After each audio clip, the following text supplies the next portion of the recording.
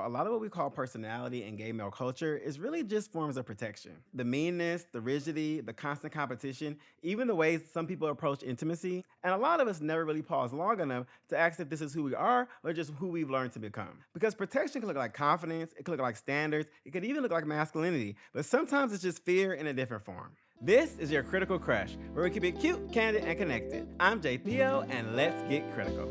So I wanted to bring up this conversation about our personalities as gay men because I feel like a lot of how we maneuver ourselves through the world sometimes can be limiting us in our world. I know for a lot of us, bullying was like the first moment of us trying to protect ourselves and shield ourselves, where bullying could have made us have humor as a defense, or maybe being shady as a defense, or just finding other ways to cope with the fact that somebody is bullying you, or maybe you were bullied, so then you start bullying other people, so you could have some power or control in a situation, and you may not realize that you're still doing that to this day. I also think rejection over the years, maybe liking the straight guy, wanting him to be gay, or maybe just moments of like feeling like you don't have the same opportunities to connect with potential partners or romantic interests that straight people do, which potentially would make you more of an emotionally distant person where you don't really share your emotions with anybody, you don't really share too much, you're not really vulnerable, you keep your distance with people because you feel like there's just no real connection that you can gather from someone because of the rejection you've dealt with. Even when it comes to shame, you feel shameful if you want to dress a certain way or do a certain thing because it may appear more feminine or maybe feel appear more less masculine, and you want to make sure that you are still coming off masculine because even though you're gay, you still want to attach yourself to certain aspects of a heteronormativity. And there's nothing wrong with wanting to be masculine or wanting to be feminine, but if this is not who you truly are, or if you are limiting yourself because you are performing for someone else, that's where it's a problem. But these are just examples of how I feel like we as gay men, as we age and as we grow up, we have a lot of different experiences and we deal with a lot of things in our lives that a lot of our straight counterparts don't. Just when it comes to managing like our crushes, our hobbies, our interests, what we want to wear, I think there's so much that goes in and out of the mind of a gay man or a queer man because of society and still the pressures we have to show up as men in society, and how that dynamic has really shaped us to how we view ourselves and how we view other people that want to enter our lives. So I say all that to say, I really want to deep dive into this aspect of gay men utilizing their personality as protection and how this plays out in other aspects of our lives and how it's all interconnected, and the steps we can take to unlearn some of these things, how we can allow ourselves to evolve and grow and just be more of a community, more connected. I think it's can lead to all positive things. And honestly, just knowing more of where things come from, where things potentially can stem from, can allow you to start asking more questions for yourself and just really figuring out if this is who you are or something you learned, and if you have room to change those things about yourself. So now that we understand like where some of these things can come from, how they can show up in just numerous ways, I want to start with mean girl culture. This is when I definitely think that a lot of gay men got from bullying and they still see it as protection. And I think we've intermingled it so much into gay culture, into drag culture, and all these things that we feel like it's a part of being gay is to be shady, to be mean, all the things. And yes, being shady can be fun and funny and cute, and people can take jokes and things like that. But I think also there needs to be a level of comfort with people when you're shading. There also needs to be a level of familiarity and just a safe space. And I don't think a lot of gay men take those steps to make sure somebody feels safe with them before they're being shady or mean. I think a lot of times it is when they're meeting a new person where that happens. I know that's been my experience. Most of the time when I'm meeting new people or I'm meeting like a dude I'm dating's friends, that's when I've gotten the mean girl energy. Or if somebody realizes you have a certain type of job, or you make a certain amount of money, or you live in a certain part of town, then it switches and they become like a mean girl. So it can spew in lots of different ways.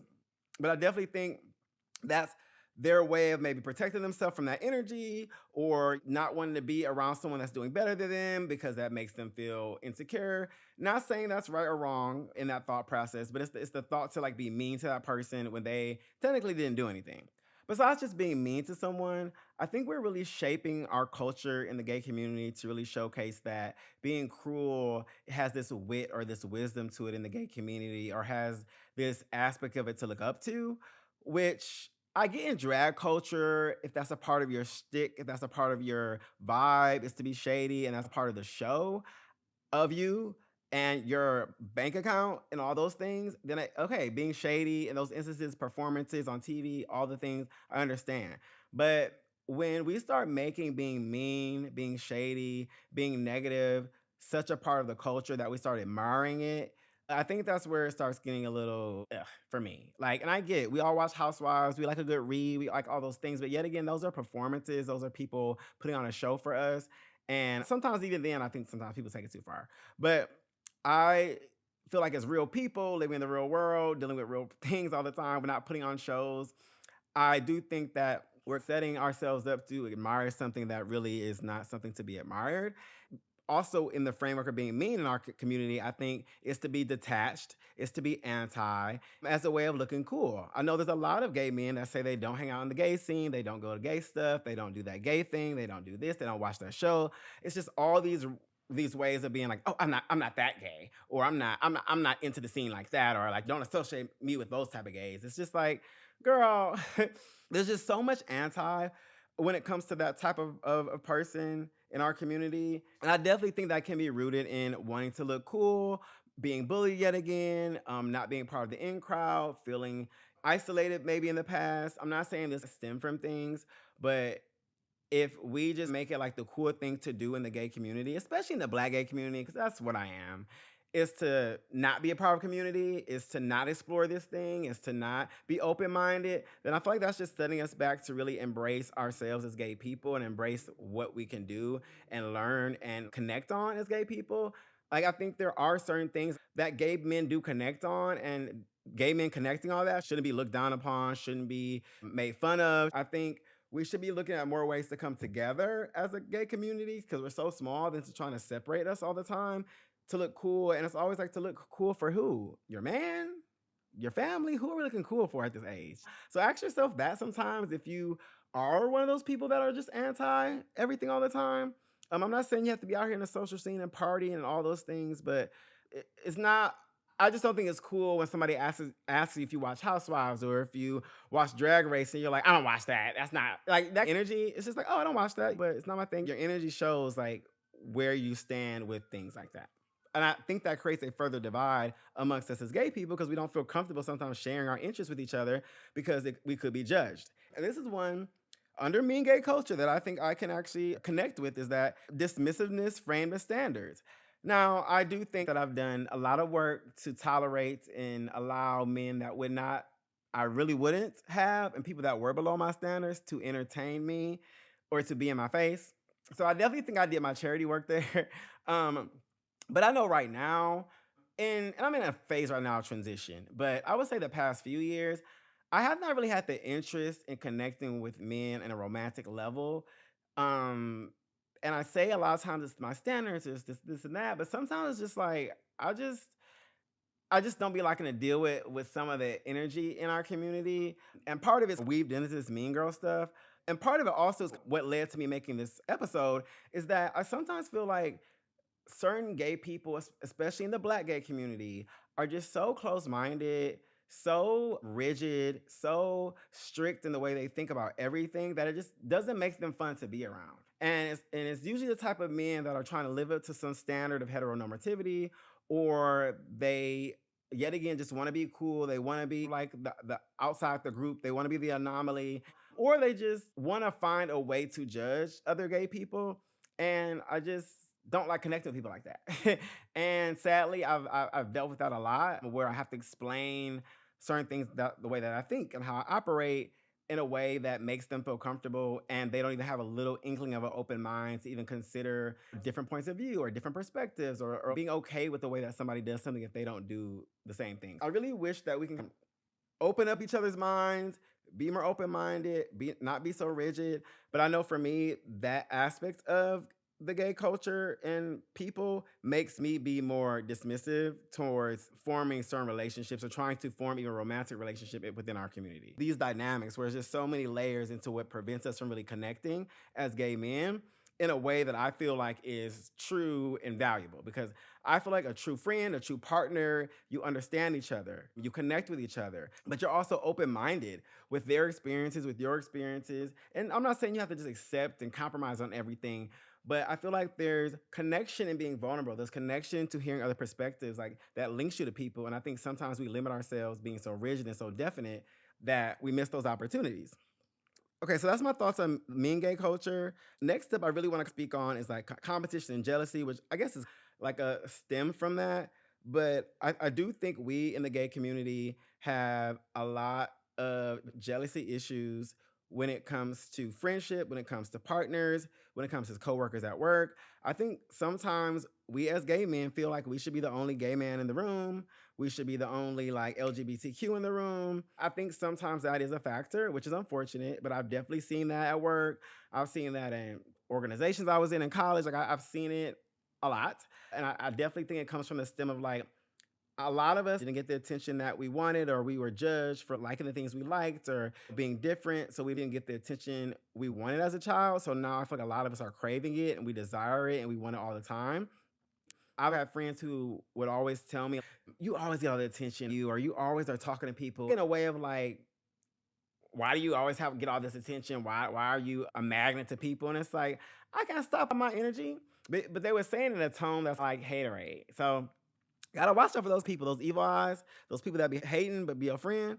Unfortunately, there's a lot of friendships where I think a lot of people are using people because I feel like in the gay world too, we see people as status symbols. Like if I have that friend that works there, if I have that friend that has that connection, if I have the friend that knows this person, that's like heightening my status. And I think we do that in a lot of ways. I think we do it with dating. A lot of gay people will date a father. They literally will date a daddy. And not even jokingly. They literally will go look for their father. They will go look for somebody to take care of them like they're a child, tell them what to do, control them. And I'm not saying you can't date somebody older than you. I'm not even saying you can't date somebody that where you are more submissive and you are not in control. I guess I would say more in the role of the relationship. But I do think when you are but I do think when your main goal is to find someone to take care of you or to like bring your status up in life. I think that just dictates that there's truly something missing in you.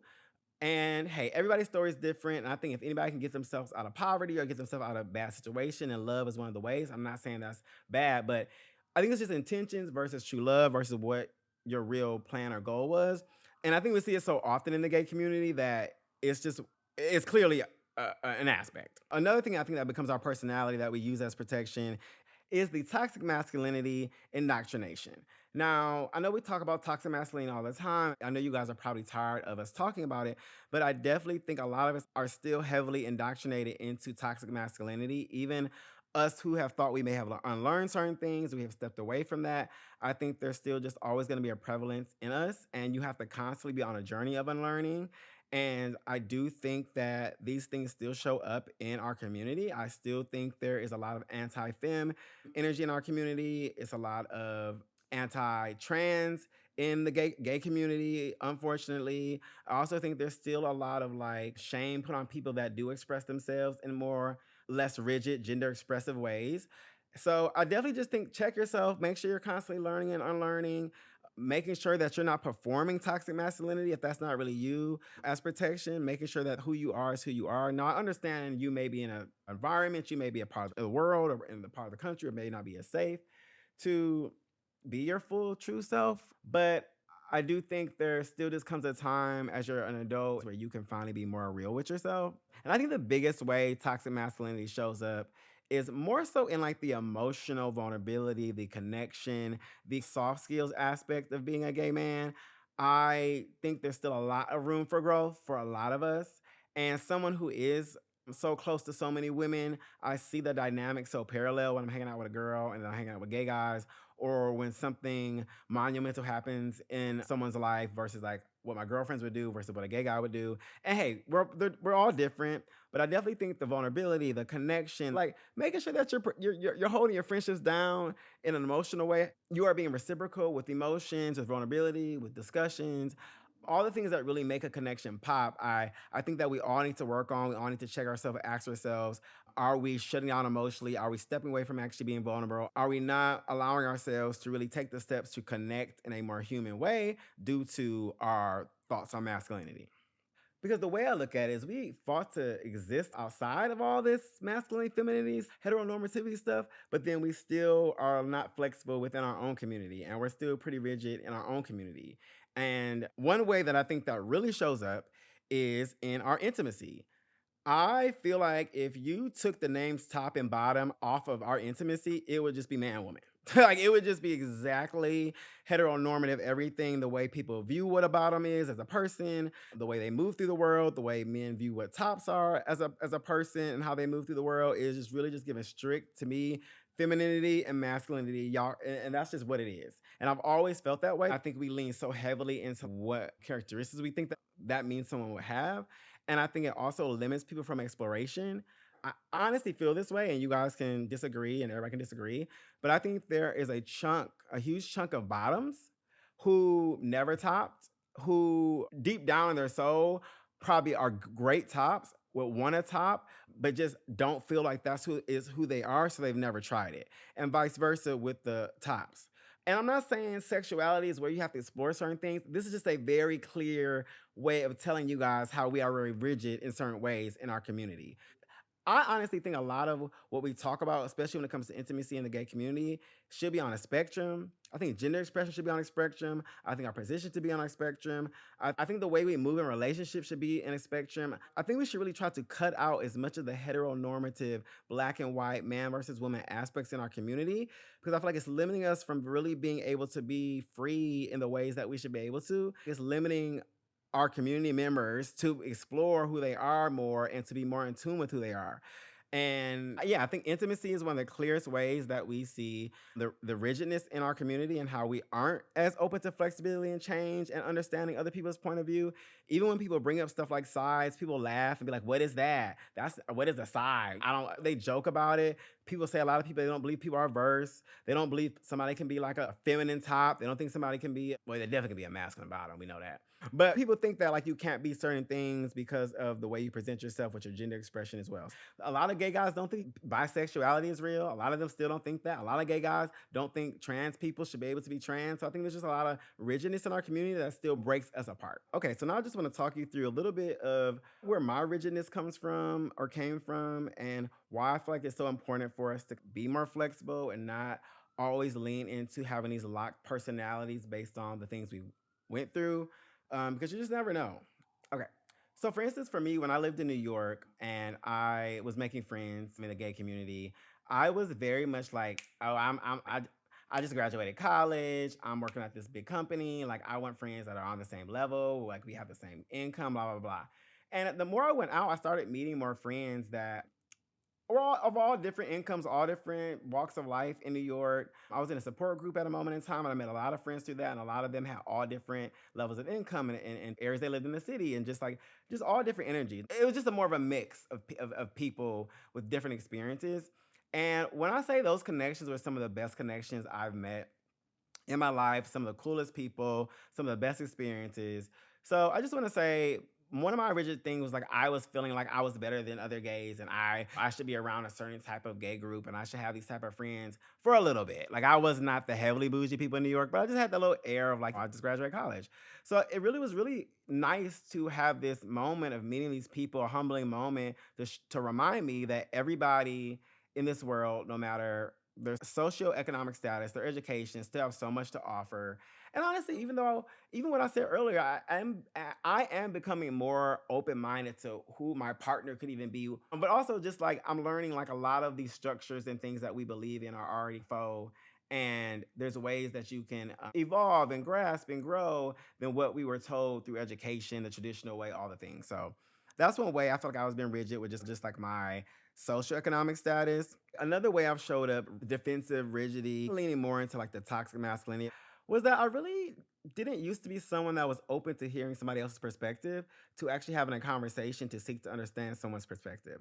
I used to be very much like, this is what I know, this is right, you're wrong, or I don't agree with that, and that is what it is. And I wouldn't really be open to hearing them out or just letting them express their perspective. And I've noticed the more I sit back and I don't speak and I let someone do that, the more that I actually have learned and I even just understood that I have a greater stance in my perspective or there's a new perspective I didn't know about. A lot of being a man is grounded in being right and being in control and knowing things and being all knowing. And some of those things just actually hurt my friendships with women. And I had women tell me that you need to stop mansplaining, or you need to stop always thinking you're right and be open to hearing things, for me really to be open to doing that. And even with men, even with things that I think are aspects of like, oh, he's toxic, or oh, he's not somebody I should talk to or be cool with. I've learned that sometimes just like knocking that thought out of my head and actually connecting with that person has led me to build dope connections. Even with some men that come off very hyper masculine, even with some men that I've hooked up with that have been very hyper masculine, really having like real conversations with them about why they are the way they are, why they come off so masculine when we're like pillow talking or while we're kicking it. And they'll let you know like really in depth like moments in their life where they feel like they really just have to be a man, or they just really have to show this strength that is like linked to them now. And they also they're envious of people that actually don't need to do that. So I think that's just an aspect of how I learn something new from someone from their perspective, even though I thought the way they moved or thought the way they operated was something that I didn't rock with. And lastly, I think the biggest thing that I've learned and this is another emotional intelligence thing, is to be more emotionally open. I think me starting therapy when I was 19 helped with this, but I also noticed like I do really feel like this to my heart of hearts, and I hope the men who really want these connections listen to this. I do really think opening up and being emotionally connected to someone is how you build real friendships and build real connections. And that's why some of my friends, I push them to open up and be more vulnerable at times, because I'm like, I want to build this connection with you. I want to be friends with you, but we have to take it to the next level. So I definitely think that could be something that could be setting you back and building real connections. I know a lot of us as men just think our friend is the friend we go out with, the friend we talk about boys with, the friend that we may go shopping with or something, but not the friend that we really have deep talks and conversation with. And I think you'll be surprised of how you'll feel about your friend or feel about someone in our community by you just opening up and sharing certain things and like laying the groundwork to really connect. Because community should really be the goal right now for gay men. As much as we are searching for partners and all these things, a lot of us don't have solid families because of our situations. A lot of us aren't going to find a partner. A lot of us may have a partner and that we may lose our partner, things like that. So I just want us to make sure that we are, as we are younger, making sure that we are in lockstep, that we are making sure that we are focused on building community with each other. And I think the best way to do that is to be vulnerable, to open up, to be real with people, and not everything to be surface level, not everything to be about the move, the boy, the party, the trip, whatever the case is. Oh, and lastly, this is so important. One of the things that I think is the most difficult, and I want us all to remember we're on a journey of, is unlearning. Unlearning is a journey of this process when it comes to getting rid of toxic masculinity, when it comes to minimizing your internalized homophobia, when it comes to minimizing your internalized racism, all those things, the jealousy, the haterade, all these things, it's a journey, it's a process. And I think we just all should remember that this process is not always going to feel fun and easy and graceful. But in the end, you become someone who is more connected. You become someone who's more of a safe space. You become someone that is community and just in yourself, because you are offering a layer of understanding to people. And I think that's something we need more of in the gay community. We need more of you. We need more of you. There's still things under gender expression that I will still feel uneasy about. And I have to push myself to be like, it's okay. You can do it sometimes. And usually every time I do, people are like, I love that outfit. I love that makeup. Oh my God, where'd you get that from? So just allow yourself to feel the discomfort, allow yourself to question yourself in a way, but that just is a process of unlearning things and kind of going through that journey. Okay, so next up is actually a new segment that I'm premiering in this episode, which is called You're Under Spells. And within this, I'm always going to discuss something connected to the topic where I feel like if you don't change your understanding of that, you will stay under a spell that ultimately can harm you in a mental way, physical way, long-term way, all the things. Okay, so I really feel in my heart of hearts, if you are someone that stays stuck in the heteronormative ideologies, the rigid labels, the toxic masculinity, always being in competition, never really leaning into vulnerability, you will be someone that ages up and will not have community when you're older. You will be someone where you will be someone where people don't come visit you in the hospital. You will be someone where if you don't have a partner, you don't have friends stopping by. And I'm not trying to be negative or whatever, but there's literally studies, and I'm actually going to share the psychology article in my description on YouTube, and I'll put it in the footnotes for the podcast. But it really just walks through the dynamics of aging as a gay man. And I've talked about this on my YouTube channel way in the past, the realities of aging as a gay man.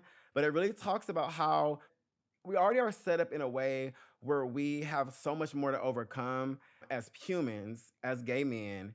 And then as we age, we still as men are connected in ways that we are sharing insight, sharing advice, being there for each other in the ways of support. I think a lot of us tend to rely on women in our lives to be that support system, to be there for us. But I definitely think if we as gay men can keep shaking up these ideologies, keep unlearning, keep moving past these things, I definitely think that we can build the community that we want and that we can actually really feel connected with each other. I do think we are really under this spell. And the psychology article speaks to it actually, and it speaks to why certain things happen in the gay community based on how we move and based on our lack of emotional availability, based on our lack of connection, and based on our lack of vulnerability. So I'll read the article. Okay, so moving on to Crush Crave Crash, which is always our little palette cleanser. And I don't know if I'm just behind, but there's a R&B artist, Bryce Knox. I don't know if you guys heard of him, but he is so good. Like his new album, he had an album come out in February. He's R&B, a beautiful black man, y'all. So if you a beautiful black man, he sings really good R&B. His every song I've heard so far is just amazing. So he's my crush, Bryce Knox. I have like 4 songs already saved. I saved his album on my playlist right now. All the songs are super cute if you really are a true R&B person. But he's my crush this week. And he's a cutie, so definitely think check him out. Always support black music artists and black money. So go ahead and support him. Okay, next up is gonna be my crave. And so my crave this week is yoga. I have been doing yoga on and off for the past probably like maybe like 7 years. And I'll get into these modes where I'm like really into yoga, and then I'm doing hot yoga and regular yoga and all this advanced yoga, and then I fall off. And then I have a phase where I'm doing like Pilates and what. So I recently got back into yoga. I'm doing a 30-day challenge. I'm loving it. I'm doing it at home, and then I also have like the lowest level class pass, so I can start taking yoga classes like hot yoga and stuff again. So really excited about that. Feeling really good and feeling the benefits again from yoga. So really loving it. It's really just like helping me just like calm myself and just keep me where I need to be kept when it comes to my mind. So craving getting back into yoga. And if you are a yogi, if you are into yoga, let me know. Definitely love talking about yoga and just all things to yoga. And lastly, my crash this week is going to be the woman that tried to harm Rihanna and her family. I think that's just disgusting. I'm so happy that Rihanna is safe and she is not gone. But I just think that's just so scary, so traumatic. I also just think the gun violence in America is just getting out of hand where people are showing up to people's houses. I think the whole social media aspect of it all, where people are finding people's houses and letting social posts make them angry and all these things, it's just getting kooky. But I'm happy they arrested that lady. I'm happy that they are safe. But I just feel like now it's just gonna, but I just feel like the trauma's already done. I can only imagine what they feel, what they're dealing with. And I love me some Riri. I'm a big Riri fan. But she is my, even though I love Beyonce, she's like my Beyonce. 'Cause Rihanna's above Beyonce for me, but I like Beyonce. I don't want to shade Beyonce, but so she's my Beyonce. So I am very sad for her and her family, and I hope they continue to be okay. So that's my crash. Okay, so to wrap it all up today, as always, I like to end with a critical question. And today's question is, what's one thing about yourself you once called personality that might actually be protection? So sit with that question, drop a comment, or don't. But yeah, I definitely think we should really think about overall how our personalities are linked to our survival tactics and the things we've learned, and just really ask ourselves if that's truly who we are. Okay, so that officially wraps up today's episode. As always, stay cute, stay curious, and keep it critical.